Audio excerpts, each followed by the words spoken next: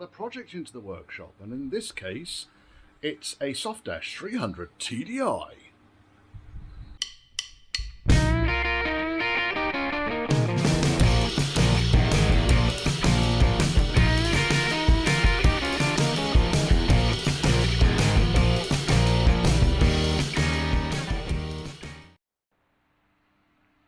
So you've seen this car before. This car came in late last year, I believe, and it came in for me to sort out the seat ECU, the power steering box, and a couple of other tiny bits and bobs, but it was the seat ECU and the power steering box are the main things that I sorted out at that time. Now that the Lincoln Green car is almost ready, needs a quick wash to go back. The owner has brought this back. So I've got a list of things to do here. I need to fix the gap. So this is going to be an upcoming mini-series. No major work on this one.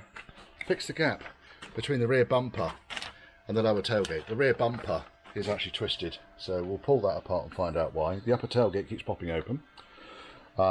He's looking to get the EAS air suspension system reinstated. He's looking at getting, there's a rear floor edge above the rear crossmember hole in spare wheel trough. I'll have a look at that. So obviously they'll do all that as part of the rear bumper, rear tailgates and so forth. Front passenger door central locking not working. Quite a common fault this, when you lock the car, one plunger may or may not go down. We then got the near side front wing body mount needs repairing. Now I had a good look at it.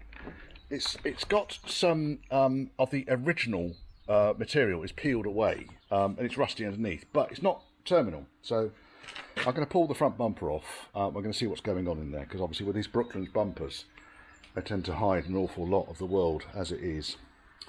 We need to, on the Brooklands side pieces, there's a metal reinforcing section that goes in the back. I need to replace both of those. The customer's complaining that the steering is pulling to the left. He's checked tyre pressures, so I'm going to go through a series of issues. So very similar to another Softdash, which was Dale's car, where I identified that there was wear in the swivel pins and so forth. He's also complaining of a death rattle. If you've ever had the steering death rattle of death, you'll know all about it. The upper tailgate, investigate rear bumper, that was it. That was the lot. So a short list of things to do. Now this car is really nice. Everything about this car is amazing. It's, oh Richard, it's a Land Rover, but you can tell when you open the door that they just pop open. I know the doors pop open normally, but look at this one. It opens. It's got a spring to it. Oh, it's not going to open now. That's another fault I need to do, by the way. He did mention that to me, that door occasionally locks shut. It's done 100,000 miles. And really, it just wants a fettle. It's a 300 TDI, and it's the Vogue SE model, because these run-outs, they didn't do a Vogue, they just did the Vogue SE. Now, one of the things the customer did ask me about was getting the cruise control put on. It was never an option for the 300 TDIs as far as I'm aware, and I've spoken to a number of other people about this. The reason for that is that the throttle body mechanism is too tough for the vacuum actuator to operate it. And then you can say, yeah, but the Disco 2 and the late Disco 1 had a 300 TDI and that had cruise control. They also had fly-by-wire throttle. So it was an electronic system rather than a vacuum actuated system. So it's not going to be possible, I think, to retrofit cruise control from the Land Rover parts list to this particular vehicle.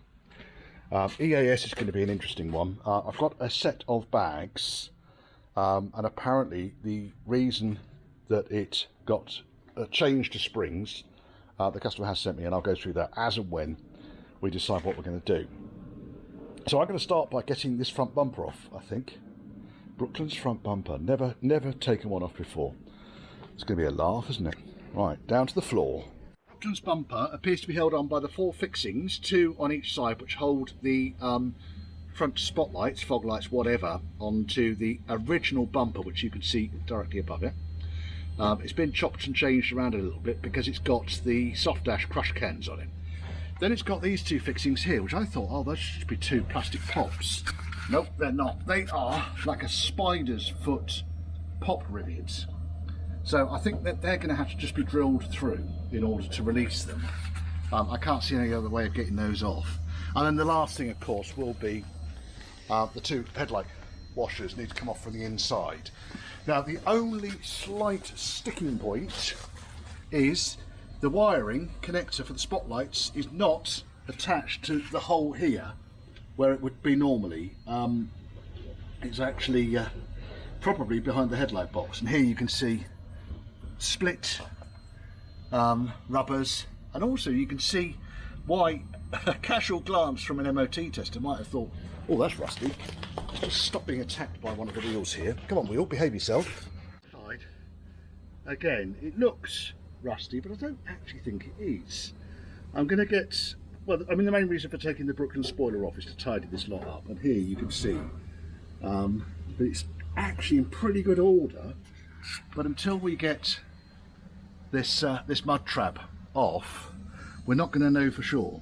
So I'm going to take the mud trap off as well. Mud trap, the mud guard. No, it's a mud trap, Richard. It is a mud trap. You can see here, that mud trap. So that'll come off, and then it'll give me a clearer indication about what's going on inside. I found another couple of fixings. So directly above the centre of the bumper, there's two fixings that go through the bumper and look like they attach onto a bracket underneath. Because of course the soft dash bumper is looking quite different to the hard dash bumper. So yeah, it's all going to have to come off. There's the familiar end of the standard bumper, non-Brooklands bumper. And then I was trying to get these fixings apart up here. I don't know if you can see because I'm down here. But the fixings on the ends of the washers are absolutely corroded to death. So rather than wrestle, I'll find the T-piece, which is how I find these two fixings here, undo the feed from the tank, pull that pipe off, wedge a bolt into it, and then I'm not going to get covered in washer fluid, I think. Right, bumper come off. There's the Softdash version of the Range Rover front bumper with the crushed cans behind it. We have got some corrosion to the base of the headlight box. It's actually not horrific. Let me go and get my other torch. Coming over here. It's not an untidy bench, it's a work in progress bench. Right, okay, now we've got the torch. We can do it this way, perhaps easier. So we can see in here that there is certain corrosion. This side looks worse, but it's actually more solid. Okay, and the reason I've taken all the headlights and everything out is because I want to basically take the word basically out. If I basically take the basically out of the basic, I wanted to go through the underside and start to tidy up any areas where there is any rust. Now, because of that then, I peeled out the mud guard that goes underneath the car. Let me put that up like that, and you can have a good look round on the inside here. And, oh, there goes the torch. It is actually astonishingly solid for a 1990s Range Rover. I mean, well, I can't think of the last time I saw an A-post that tidy on an original car. Tiny, tiny, tiny little bit of rust there, but I can deal with that. The rest of the inner wing is looking very good. Similarly, on this side, if we look at the area which is prone to just consuming itself, it's really good. Okay, all the way up here, there's mud. There's a hole there. That's underneath the washer bottle. That really is not an issue because that's not going to be leaking to the inside of the car. Well, the washer bottle comes out, I can plate that. Now, there is quite a big lump there, and I suspect when I prod that, it's going to go through.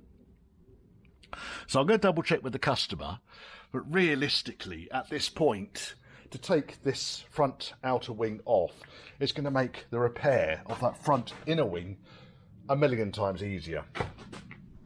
While I was doing all of that, I was also looking up here. When you look at the base of the bulkhead, can you see? You can see. When you look, so when you look at the top edge of the bulkhead, you can see where there's surface rust starting to appear along that lip. It's also full of leaves, so I'll hoover those out. And this side is significantly better. And again, this is very good, very, very good for a Softdash, showing that I think it's had a very good lifestyle. Had a good gander here at the sills. Look, that's what an original A post looks like. An original B, C post. B post. Look at it, it's just... So I think really, with this, it's just a case of going to be cleaning up the sill sections. Is that going to open? Oh, it's not going to bloody open now. I had it open. It opens when it wants to. Right, if I go around this side, open this one. And again, look at that. Look how beautiful that all looks. Arch. It's all in really, really good order. Very good order. So, really when it comes to this, clean it, have a quick look around, tidy up any rust, inject wax I think, after speaking to the customer, and just be absolutely sure that we're happy with this. I wish my sills looked like this. And then, again, if this front wing was to come off, it would help me deal with certainly the areas of rust around the front here. Now, if we look at this side, a lot of the devastation you can see up around that body mount is because of the cracked body mounting, and also just that the underseal, the original underseal, has started to peel away. It's going to be relatively straightforward to get that sorted out, I think. But this is quite a survivor, this one, compared to a lot I've seen. Very nice. And the holes we've got are tiny, yeah. So if we look at the front mounting here on this side, there is a chunk of steel missing just about here. Put the torch back up it, just about there. But I think once the mounting comes out, I'll be able to find out what's going on there. And then really I want to go underneath and have a look, see what's going on with the other mountings. That one looks okay. I think these possibly have been replaced. I don't know why. The wing looks factory original to me. I can't see that it has ever been a part of this car. So, yeah, quite why those have failed like that. And the others, I'll go over them, but the others haven't. I don't know. But that's pretty much it for today. That's been my day really, just pulling apart and assessing and so forth. Watch this space for more. Well, the customer said yes. It's a no-brainer really, but I'd like to double check because it wasn't on our original schedule of work. Now we've got that off, we can see that most of this is actually quite localised here. This is all fairly easy to repair. I need to take the washer bottle out in order to repair that section, but that's an area where they commonly rot. Now, what causes the rot is these stupid plastic bungs that go through and hold the mud guard, the mud shield, up and in place. And all I can guess is that they drilled the holes and then didn't bother protecting them, because every single one of them on this side has done this. And again, it's a fairly easy welding job. Now I've got the outer wing off, I can see what's going on. So I'll have a good old dig round and we'll end up welding in a nice sheet of steel there. The top section there, very nice. It's just literally the trailing and the leading edges. In a wing, or in a bulkhead edge, there's a little bit of rust up there, and there's a fucking great hole up there as well, I can see. Oh, I hadn't noticed that. So we might need to get the deck panel off here. Oh. Yeah, look at that one. Can you see that in there? Not the round hole, the one that's behind the round hole. Can you see? Oh. Yes, I wasn't anticipating that. Just shows you, doesn't it? All the bloody time you just get these little tiny issues. So I'll talk to the customer about that later on. I need to work out, really, I think once I get the washer bottle out and I get the airbox out, I should be able to access most of the areas on this side. That's a pain up there though. On this side, similar lee. Little bit of corrosion up there. Not a lot along here. That's actually, is that filler? That might well be filler there. Oh, we might have found some filler. Yes, I think that's filler. In which case, all I probably need to do there is to unbolt the accumulator, lift that out of the way, and I should be able to weld that. Again, nasty surprises you find. No hole up on this side. There's rust up there, but there's no hole. I can feel the rust. There we are, just a little piece just came off. Now that's all quite solid up there. So because of this, I'm kind of anticipating really that we want to get this deck off in order to see what's going on underneath. Now these deck panels could be an absolute bastard to get off because of the sprung what's its names, bonnet hinges. And you can see how many washers we've got packed up here. Yeah. Right, now, other thing I forgot to mention yesterday when I was in here. I can straighten that wing out, that's good. The other thing I forgot to mention was these are the spotlight brackets. And this one, I can repair that. I'll literally just chop it along the bottom, make up another piece, fold it, weld it on, butt weld it on. So that's fine, that one will do okay. This one is in better shape. And interestingly, when they're mounted that way up, I don't know if you can see that, but the light's actually upside down. And all you got to do is undo that screw and that screw, rotate it 180 degrees and put that screw and that screw back in. And someone obviously did this in a hurry or in the pissing rain, I'm guessing. So I can fix those as well, about a minute's notice. So yes, I'm going to get on with the zip wheel and see where we get to with this. I'll move some of the plastics out of the way. Probably could do with putting a dust sheet over the car because I don't want a mess being made. But normally this entire lip down here is gone, okay? And then it takes this down here with it because that's the seam seal there, and that's where it's rotted out there because of the bloody seam seal. I'll get the washer bottle out and we'll see where we're going with this because it's pointless otherwise. Once I know where we're going with it, then I can take it from that point. All of the air suspension stuff is still in place by the looks of things. That's a fair way down the line here. Got to get all this structure sorted out. But even under here, look, it's all lovely. Very nice. Oh my goodness! Right. What are we going to do? Lunch. Okay, so deck panel is off. Yeah, there's an awful lot of loose seam seal under here. And this is not uncommon, I'm finding, on a Softdash, where you start finding rust along this lip. It's because this seam seal has failed. Or, in the case of this particular car, was never really applied. Because down here, it's not even in the bloody seam. It's just been dribbled in the rough location. There we are, it's come out. In fact, is that a fucking hole down there? It better not be. That'll be a bastard. No, I don't think it is. The other thing I found out when I was taking this thing apart, before I took it apart,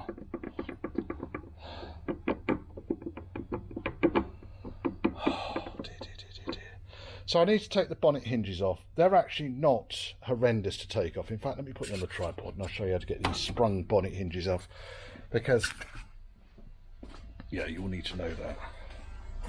Right, now going around to this side, it's not very pretty, is it? I can see myself here having to drill up here, take this entire section out. The problem I've got is that down here we're behind there. Now the nice thing about the Softdash is that it doesn't have the aircon. The bad thing is it depends on how much of the dash I've actually got to take out to get to this bloody thing. I think what's actually happened is the foam that would normally have rested up here was down there and very crumbly. And I think what's happened is the sunroof drain has gone into it, just soaked it, because it's been pressed up against the metal there. It's rotted out. Now exactly the same thing has happened around here, but to a lesser extent. So my next job, really, I'm going to show you how to get these off, then I'm going to start taking all this seam seal off around, so I can start to assess where the problems are. Now, in order to get the seam seal off, it's really just going to be a case of just see if I can gouge the worst of it out, treat the rust, and then pop it back in. That was unexpected there. That's not nice, is it? You can see it started to go down behind the wing rail there. I don't really want to start taking wing rails off because that's much bigger than I was anticipating. Right, I have spoken to the customer, and yeah, I'll be honest, he's not overjoyed, but obviously while we're at the stage, it makes sense for preventative kind of maintenance to actually try and see if we can keep the car in good order. Right, can you see? I think you can see. Anyway, what you do basically is you need to find yourself a pry bar, push the hinge down, get the pry bar and take out the keeper, which we've almost done. Come on. Don't let the hinge go at this point because it will fly. It will land on the windscreen and then you'll be fucking swearing. Oh, come you bastard. Probably would have helped had I put something on the windscreen, but right now I'm just going to lever this up gently.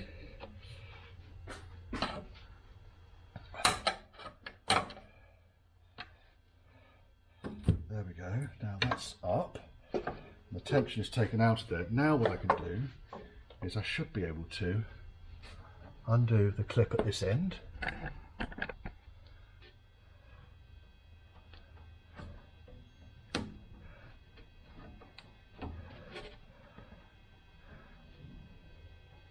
Yeah, you will at some point you will have undone one of these springs if you weren't aware, and it would have clattered the windscreen.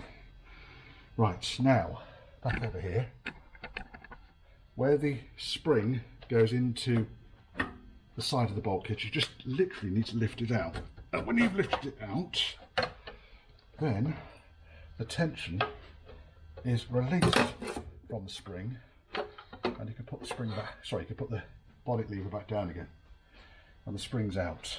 Okay, 1, 2. Then we need to just take this chap off. Probably just come off at the top here. I need to take this out, unfortunately, in order to get to the wiper motor, because the wiper motor's got to come out in order for me to re-sort that spindle. But while it's all apart, I can basically get all of the seam seal, all of the crap out of here, and there's tons of it. You come have a look. But that said, it's all pretty much a factory finish along here. So wiper motor really shouldn't be a problem now. It's obviously a Softdash wiper motor because it's a Softdash Range Rover, and they are very, very, very slightly different to the hard dash ones. It's a bigger hole for start off, and you see the heater vent, rather than being here, is over there. Right, okie dokie. Now, so I need to get the other spring off really, because what I'm going to do, I think, is take both these hinges off and thoroughly de-rust the area. It's going to be easier without the hinge in place, because if I start flopping that down, and you can see how it might clout the windscreen, and then that gets expensive because that's out of my pocket and I don't need that. Right, so this hinge can come off, and then I can start to see what's going on.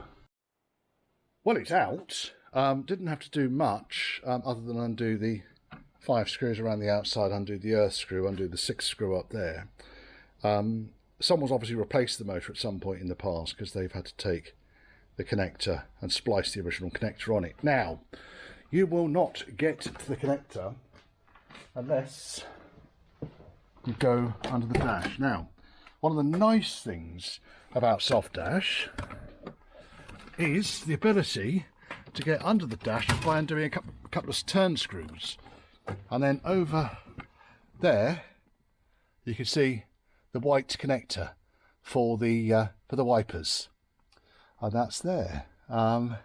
Everything else under here looks all pretty clean and tidy, so that actually buoys me a little bit in that if when I start doing the other side, getting the glove box out may actually just fix the problems I've got over there.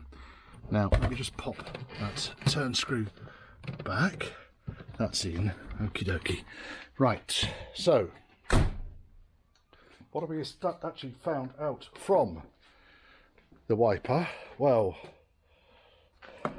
I think the rack is bent, and also I think this spindle has been loose for a very long time. You can see how much it's worn into that.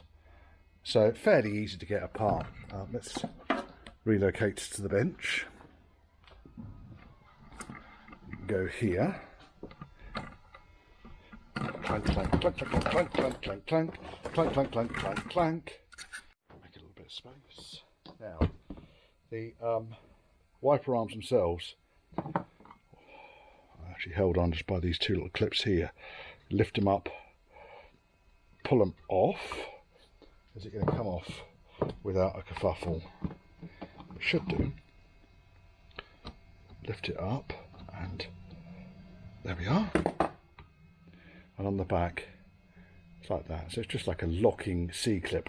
And then we've got a washer underneath, or no washer underneath, and a bush. Then there's a washer, and then we can see the problem. Then there's a little spring clip.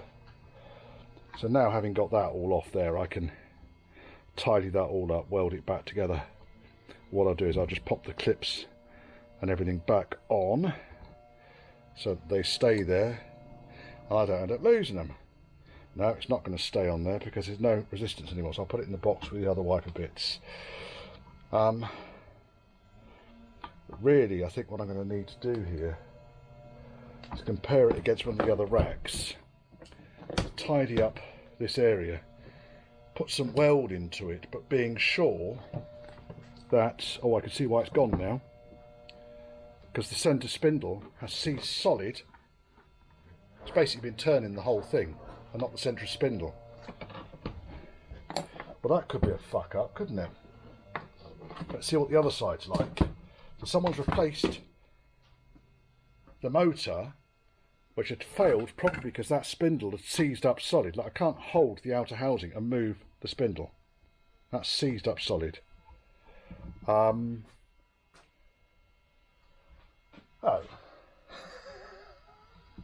There's never a dull moment when you're working on old Land Rovers, I can tell you that now. Never.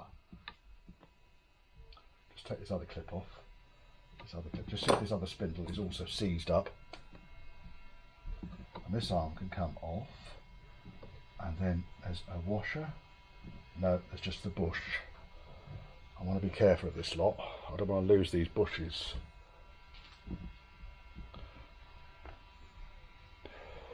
And then there's a spring washer. And then that was tight. A bit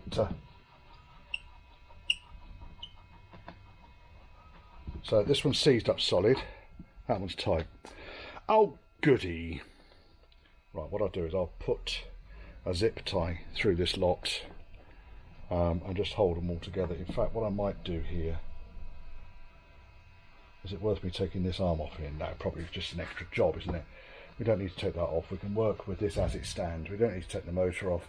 All we really need to do is to disassemble such that I can re-weld and lubricate these spindles. The rubber should basically just come off, but there's no way it's just going to come off in my hand. Something wrong with you, Richard. There really is. What I might have to do here is get the probe, because I'll show you what it should look like.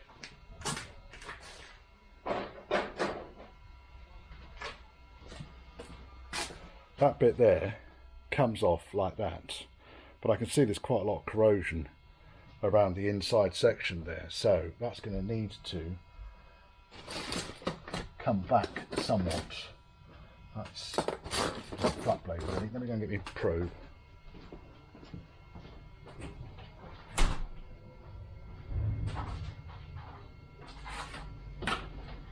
And I might have a cup of tea.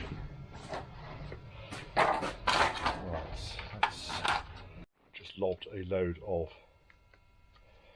WD in there. So if we can get any further down with the probe.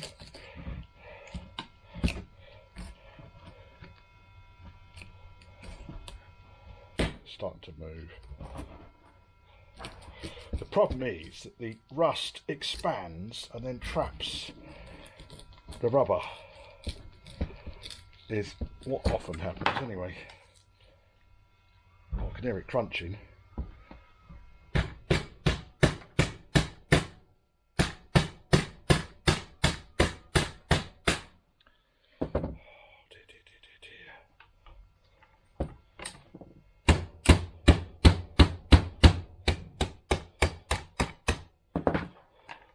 See if we can get the rust out.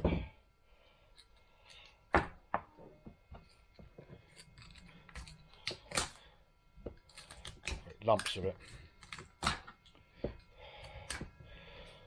It's not ideal, is it really?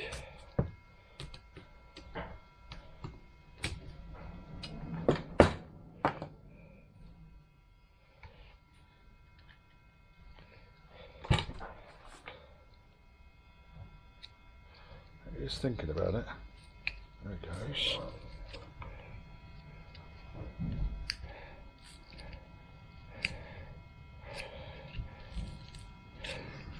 Doesn't sound very nice. Oh, God help us. Oh.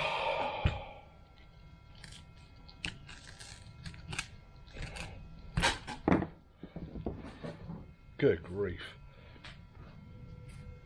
This is as good as anything I've seen from the 1970s.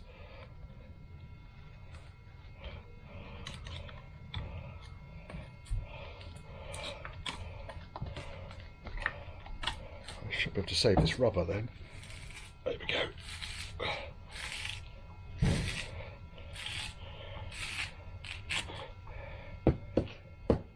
Right, rubber's off. Now, what is going on with this?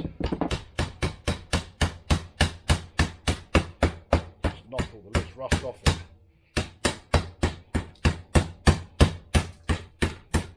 Tons of it. Absolutely tons of it. It's obviously gone in.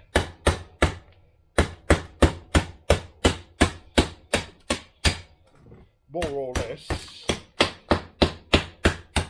Completely bare, I reckon. Right, now we've done that.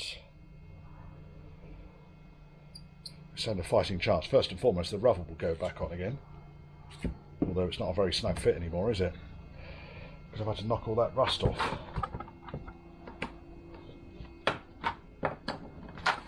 Where's my chisel gone? You see I'm working to a very tiny bench again.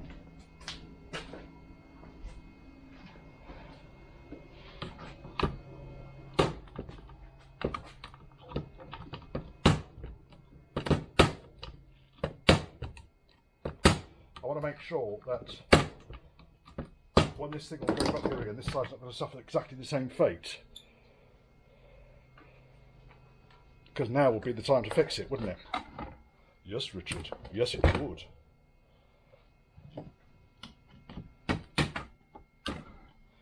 camera off. I need to get this arm off.